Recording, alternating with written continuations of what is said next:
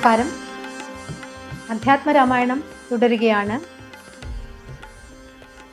ഇന്ന് ആരണ്യകാണ്ഡത്തിൽ ശൂർപ്പണഖ വിലാപം, രാവണ മാരീച സംവാദം, മാരീച നിഗ്രഹം, സീതാ അപഹരണം, സീതാന്വേഷണം എന്നീ പംക്തികളാണ് ചൊല്ലാൻ പോകുന്നത്. രാവണ ഭഗിനിയും രോദനം ചെയ്തു പിന്നെ രാക്ഷസനോട് പറഞ്ഞിടുവാൻ നടകൊണ്ടാൽ കേട്ടതില്ലയോ ഖരദൂഷണ ത്രിശിരാകൾ കൂട്ടമേ 14,000 മുടിഞ്ഞതും പ്രഹരാർത്ഥേന രാമൻ വേഗേന ബാണഗണം പ്രഹരിച്ചൊടുക്കിനാൻ എന്തൊരു കഷ്ടമോർത്താൽ ശ്രീരാമോത്സംഗേ വാഴും ഭാമിനി തന്നെ കണ്ടാൽ നാരികളവണ്ണം മറ്റില്ല ലോകത്തിങ്കൽ കന്നൽ നേർമിഴിയാളാം ജാനകി ദേവി ഇപ്പോൾ നിന്നുടെ ഭാര്യയാകിൽ ജന്മസാഫല്യം വരും. രാമനോടേറ്റാൽ നിൽപ്പാൻ നിനക്ക് ശക്തി പോരാ. സോദരി വചനങ്ങളിങ്ങനെ കേട്ട ശേഷം സാക്ഷാൽ ശ്രീരാം നാരായണൻ രാമനെന്നറിഞ്ഞത് രാക്ഷസപ്രവരനും പൂർവവൃത്താന്തമോർത്താൻ. തേരതിലേറിയിടിനാൻ ദേവസഞ്ചയവൈരി മാരീചാശ്രമം പ്രാപിച്ചിടിനാനതിദ്രുതം. രാമലക്ഷ്മണന്മാരെന്നിരുവരിതു കാലം കോമളഗാത്രിയായൊരങ്കനാരത്നത്തോടും ദണ്ഡകാരണ്യേ വന്നു വാഴുന്നിതവർ. രാമൻ തൽപ്രാണേശ്വരിയായ ജാനകി തന്നെ ഞാനും ഇപ്പോഴേ കൊണ്ടിങ്ങു പോന്നിടുവനതിന്നു നീ ഹേമവർണം പൂണ്ടൊരു മാനായി ചെന്നടവിയിൽ കാമിനിയായ സീതയെ മോഹിപ്പിക്കണം. രാമലക്ഷ്മണന്മാരെ അകറ്റി ദൂരത്താക്കൂ വാമഗാത്രിയെ അപ്പോൾ കൊണ്ടു ഞാൻ പോന്നിടുവൻ. പങ്ക്തി കണ്ഠരവാക്യം കേട്ടു മാരീചനുള്ളിൽ ചിന്തിച്ചു ഭയത്തോടീ വണ്ണമുര ചെയ്താൻ. മാനുഷനല്ല രാമൻ സാക്ഷാൽ ശ്രീനാരായണൻ താനതു ധരിച്ചു സേവിച്ചു കൊള്ളുക ഭക്ത്യാ. പോയാലും പുരം പൊക്ക് സുഖിച്ചു വസിക്ക നീ.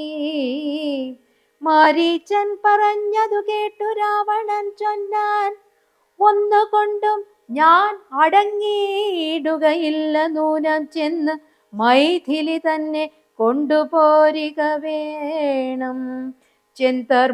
ചെന്താർമാനിനിയായ ജാനകി തന്നെയുള്ളിൽ ചിന്തിച്ചു ദശാസ്യനുമന്ധനായി ചമഞ്ഞിതു.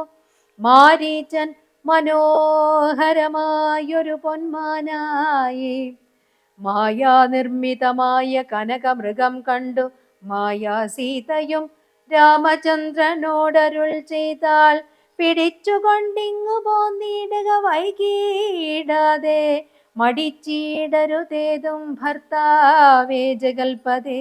മൈഥിലി വാക്യം കേട്ടു രാഘവനരുൾ ചെയ്തു സോദരൻ തന്നോടു, നീ കാത്തുകൊള്ളുക വേണം സീതയെ, അവൾക്കൊരു ഭയവുമുണ്ടാകാതെ എന്നരുൾ ചെയ്തു. ധനുർബാണങ്ങൾ എടുത്തുടൻ ചെന്നിതു മൃഗത്തെ കൈക്കൊള്ളുവാൻ ജഗന്നാഥൻ. ഇങ്ങനെ തന്നെ ഒട്ടു ദൂരത്തായതു നേരം എങ്ങനെ പിടിക്കുന്നു വേഗമുണ്ടിതിനേറ്റം എന്നുറച്ചാശ വിട്ടു രാഘവൻ ഒരു ശരം നന്നായി തൊടുത്തുടൻ വലിച്ചു വിട്ടിടിനാൻ. പൊന്മാനും അതുകൊണ്ട് ഭൂമിയിൽ വീണ നേരം വന്മല പോലെയൊരു രാക്ഷസ വേഷം പൂണ്ടാൻ. ബാണമേറ്റവനിയിൽ വീണപ്പോൾ മാരീചനും പ്രാണവേദനയോട് കരഞ്ഞാൻ, അയ്യോ പാപം, ഹാഹാ ലക്ഷ്മണ മമ ഭ്രാതാവേ സഹോദരാ. ആതുരനാദം കേട്ട് ലക്ഷ്മണനോട് ചൊന്നാൾ സീതയും, സൗമിത്രേ നീ ചെല്ലുക വൈകിടാതെ, അഗ്രജനുടെ വിലാപങ്ങൾ കേട്ടിലേ ഭവാൻ. ലക്ഷ്മണനതു കേട്ട് ജാനകിയോട് ചൊന്നാൻ, രാഘവൻ തിരുവടി തന്നെയെന്നറിയണം. ആർത്തനാദവും മമ ജ്യേഷ്ഠൻ ഉണ്ടാകയില്ല രാത്രിചാരികളുടെ മായ ഇതറിഞ്ഞാലും. ജാനകി അത് കേട്ടു കണ്ണുനീർ തൂകി തൂകി മാനസേ വളർന്നൊരു ഖേദകോപങ്ങളോടും ലക്ഷ്മണൻ തന്നെ നോക്കി ചൊല്ലിനാൾ അതു നേരം, രാമനെയൊഴിഞ്ഞു ഞാൻ മറ്റൊരു പുരുഷനെ രാമപാദങ്ങളാണേ തീണ്ടുകയില്ലല്ലോ.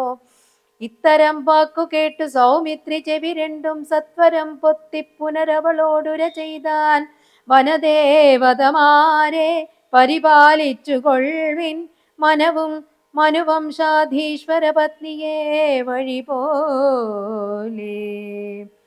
ജടയും വൽക്കലവും ധരിച്ചു സന്യാസിയായുട ജാങ്കണേ വന്നു നിന്നത് ദശാസ്യനും. ഭിക്ഷുവേഷത്തെ പൂണ്ട രക്ഷോനാഥനെ കണ്ടു തക്ഷണം മായാ സീതാദേവിയും വിനീതയായി നത്വാ സംപൂജ്യ ഭക്ത്യാ ഫലമൂലാദികളും. രാഘവ പത്നിയെയും തേരതിലെടുത്തു വച്ചാകാശമാർഗേ ശീഘ്രം പോയിതു ദശാസ്യനും.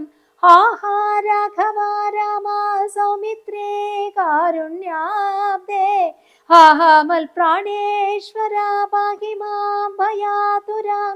ഇത്തരം സീതാവിലാപം കേട്ട് പക്ഷീന്ദ്രനും സത്വരമുത്ഥാനം ചെയ്തെത്തേടിനാൻ ജടായുവും. കുദ്രരാജനെ പോലെ ബദ്ധവൈരത്തോട് അതിക്രൂദ്ധനായ അഗ്രേ ചെന്ന് യുദ്ധവും തുടങ്ങിനാൻ. രൂക്ഷത പെരുകിയ പക്ഷവാദങ്ങളേറ്റു രാക്ഷസപ്രവരനും ചഞ്ചലമുണ്ടായി വന്നു. പക്ഷിനായകനുടെ പക്ഷങ്ങൾ ഛേദിച്ചപ്പോൾ അക്ഷിതി തന്നിൽ വീണാനക്ഷമനായിട്ടവൻ രക്ഷോനായകൻ പിന്നെ ലക്ഷ്മി ദേവിയെയും കൊണ്ടക്ഷത ചിത്തത്തോടും ദക്ഷിണ ദിക്കു നോക്കി മറ്റൊരു തേരിലേറി തെറ്റെന്നു നടകൊണ്ടാൻ. കറ്റവാർ കുഴലിയാം ജാനകി ദേവി താനും ഭർത്താവു തന്നെ കണ്ട് വൃത്താന്തം പറഞ്ഞൊഴിഞ്ഞുത്തമനായ നിന്റെ ജീവനും പോകായെന്നു പൃഥ്വീപുത്രിയും വരം പത്രിരാജനും നൽകി. പൃഥ്വീപുത്രിയും കീഴ്പോട്ടാശു നോക്കുന്ന നേരം അദ്രിനാഥാഗ്രേ കണ്ടു പഞ്ചവാനരന്മാരെ. വിദ്രുതം വിഭൂഷണ സഞ്ചയമഴിച്ചു തന്നുത്തരീയാർദ്ധഖണ്ഡം കൊണ്ട് ബന്ധിച്ചു. രാമഭദ്രനു കാൺമാൻ യോഗം വരികെന്നകതാരിൽ സ്മൃത്വാ കീഴ്പോട്ട് നിക്ഷേപിച്ചിതു സീതാദേവി. അബ്ധിയും ഉത്തീര്യതൻ പത്തനം ഗത്വാ തൂർണം ശുദ്ധാന്തമധ്യേ മഹാശോകകാനനദേശേ. ശുദ്ധഭൂതലേ മഹാശിംഷിപാതരുമൂലേ ഉത്തമോത്തമയായ ജാനകി ദേവി പാതിവ്രത്യമാശ്രിത്യ വസിച്ചിടിനാളതു കാലം. കാമരൂപിണം മാരീചാസ്ത്രമെയ്തു കൊന്നു വേഗേന നടകൊണ്ടാൻ ആശ്രമം നോക്കി പുനരാഗമക്കാതലായ രാഘവൻ തിരുവടി.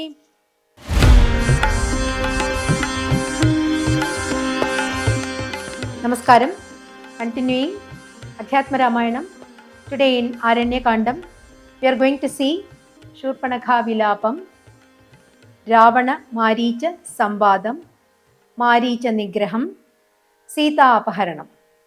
Shurpanakha went to Lanka and told Ravana, wailing and weeping, did you not hear about the death of Khara and Dushana?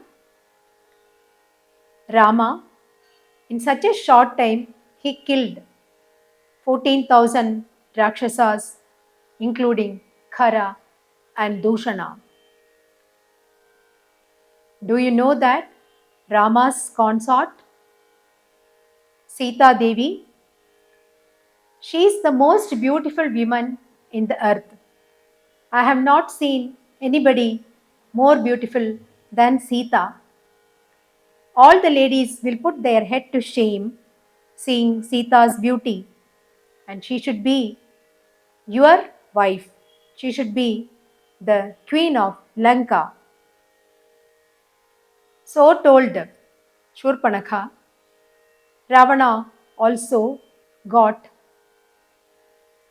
enthusiastic after hearing the beauty of Sita. He took the chariot and he went to the place where Maricha stays. He told Maricha, Rama and Lakshmana are in the forest, and Rama's wife Janaki is very beautiful, it seems. I have to have Maithili. So you have to go and help me take away Sita. We should go as a golden deer. We should go as a Maya Mrigam. We should go and attract Sita. And when Rama and Lakshmana are away, we should take them away from Sita. I will go there and take Sita in my custody. Maricha said, you don't know about Rama. You don't know about Ramabana. I have experienced Ramabana. You better go back to Lanka and stay happily. This is not a good thought what you are having. But Ravana will not oblige. He threatened to kill Maricha. Then Maricha, instead of dying in the hands of Ravana, I will better die in the hands of Rama. So he took the form of a golden deer, a beautiful golden deer, a small little deer, and he went to the place where Sita Rama were sitting. The deer was dancing and walking, and it was attracting Sita. Sita was very much attracted towards the deer, golden deer, and she told Rama, Nata, I am very much attracted to this deer.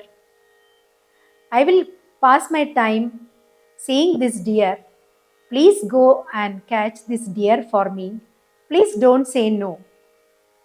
So Rama also agreed, and he told Lakshmana, please take care of Sita. This place is full of wild animals and Rakshasas. Sita should not be left alone. So he went in chase of that deer. The deer was very clever. It was playing and it was walking near Rama. When Rama was coming near, it will jump and run away. Again, after some time, it will come towards Rama. It will stay near Rama. When Rama is about to catch him, it will run away. So, by doing this, it took Rama to a very far off place. And finally, Rama thought, this much play is enough. I will kill this deer and take it. And he took his bow and arrow and killed the animal. At that time, Maricha, he shouted, Hey Lakshmana, hey Sita, my dear brother. And he told it in a very painful voice. And when Sita heard it, she was very much upset. She told Lakshmana, Lakshmana, did you not hear the call of Rama, your brother? Please go and help him. But Lakshmana was very confident. He says that this is not my brother Rama. Rama will never get into this kind of problems. Rama is capable of killing anybody. So this is a Rakshasa's Maya. Please don't get upset. But Sita insisted that he goes, and with no other way, Lakshmana goes away. At that time, Ravana Dressed as a rishi, he came there and begged for alms to Sita. Sita also thought it was a Rakshasa and it is her duty to give alms to the rishi, and she gave fruits. Ravana took Sita in the chariot and he drove very fast. On the way, Jatayu, the bird, came and fought with Ravana. Ravana cut the wings of Jatayu, and Jatayu fell on the ground. Then Sita gave a boon. Till you see my husband Rama and tell him about my whereabouts, you will not die. And Ravana took another chariot and went away with Sita. And Sita was crying, Hey Rama, hey Lakshmana, please come and save me. And she saw from the sky, she saw a hill. On top of the hill, there were 5 monkeys sitting. So she thought, I should do something to inform Rama. So she took all her ornaments and tied in a cloth, and she put it down, and thinking that Rama should come across these Vanaras and he should be able to see my ornaments. Ravana proceeded to Lanka, and Sita was made to stay in Ashokavana under Shimshipa tree. Sita stayed as a Pativrata in the Ashokavana, thinking about Rama and cursing her fate.